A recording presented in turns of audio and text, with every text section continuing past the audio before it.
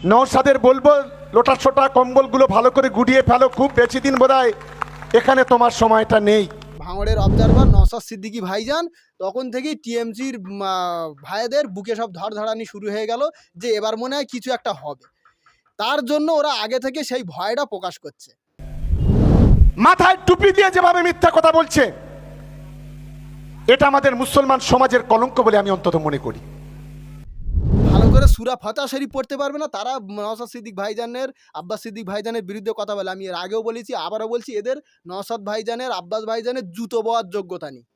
আমি আবার শুনলাম হুজুর নাকি এখানে অবজারভার হয়েছে, তিনি আর নাকি বিধায়ক নেই, আগে থেকে তলপি তালপা গুড়নে শুরু করেছে। 4 পয়সা চানাচুর আবার 5 পয়সা জিএসটি। তিনি বলছেন নওশাদ সিদ্দিক ভাইজান কি ডায়লগ বলছে, 4 পয়সা নুকুল দানা না, এনার আবার জিএসটি। ওনাকেই বলছি। সর্বপ্রথম বলি নওশাদ ভাইজান ভাঙড়ের অবজারভার হওয়ার নাম মানে শুনি ওনাদের ভয় পেয়ে গেছে যে নওশাদ সিদ্দিক এখানকার অবজারভার হয়েছে মানে এ আমাদের তবলি তবলা গুছকেলে মানে হাঁটতে হবে। সেই ডায়লগটা আগে থেকে ওনারা বলে রাখতেছে, জনগণের জানিয়ে রাখতেছে যে মানে যাতে 26-এ ওরাই তবলি তবলা গুছকেলে পালাবে, সেটা আগে থেকে জনগণকে জানিয়ে রাখতে। নওশাদ ভাইজান হচ্ছে একটা লিডার, একটা পারফেক্ট লিডার। যদি কারো যদি কোনো লিডারশিপ যদি হতে হয়, নেতা মন্ত্রী, যদি মুখ্যমন্ত্রী, প্রধানমন্ত্রী, এমপি, সিএম যদি কিছু হতে হয়, সেটা নওশাদ সিদ্দিকী ভাইজানের থেকে দেখে শেখা উচিত।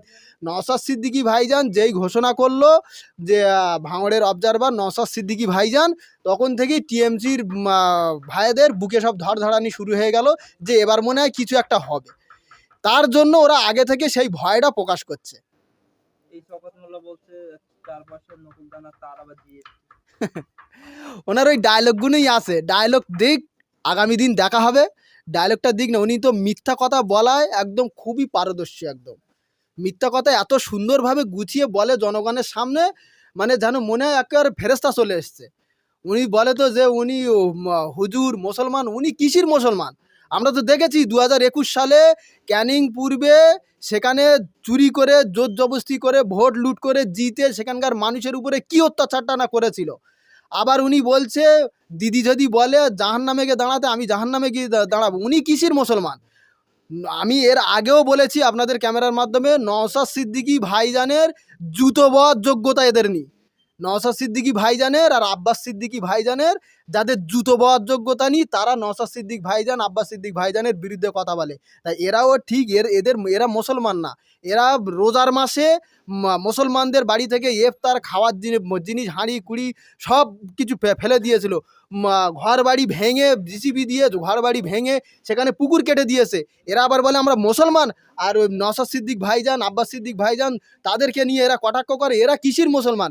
ভালো করে যদি সূরা ফাতিহা শরীফ পড়তে বলা হয়, এরা সূরা ফাতিহা শরীফ পড়তে পারবে না। এরা বলে যারাই বিরোধী করছে তারাই। এখন যে নেতার কথাই বলছেন, যে মোল্লার কথা বলছেন, সেই নেতাকেও বলছি, যিনি বলছেন নওশাদ সিদ্দিক ভাইজান কি ডায়লগ বলছে, 4 পয়সার নুকুল দানা না, এনার আবার জিএসটি।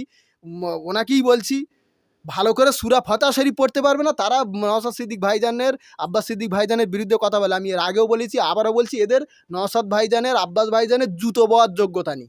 শওকত মোল্লা বলছেন যে মুসলমানের কলঙ্ক নওশাদ সিদ্দিক এবং আব্বাস সিদ্দিক, কি বলবেন?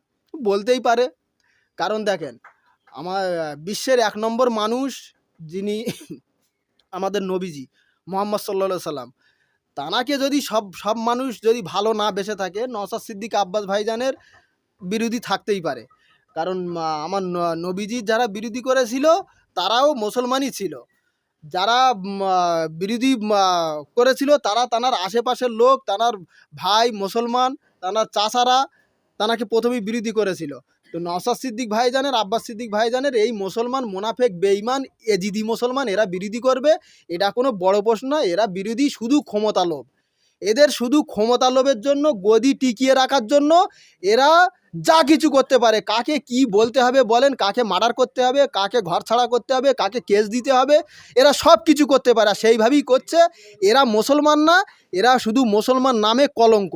কারণ আপনারা দেখেছেন বিগত কয়েকদিন আগে উনি বলেছেন ভাঙড়ে যদি আরও 5টা যদি শহীদ হতে হয়, ভাঙড়ে যদি আরও 5টা শহীদ হতে হয় তাতেও রাজি, কিন্তু ভাঙড়ে তৃণমূল কংগ্রেসে জেতালে ওদের প্রশ্ন।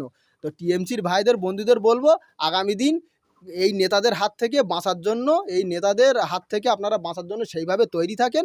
আগামী দিন কাকে শহীদ এরা করে দেবে তোমরা নিজেরা সেইভাবে রেডি থাকেন।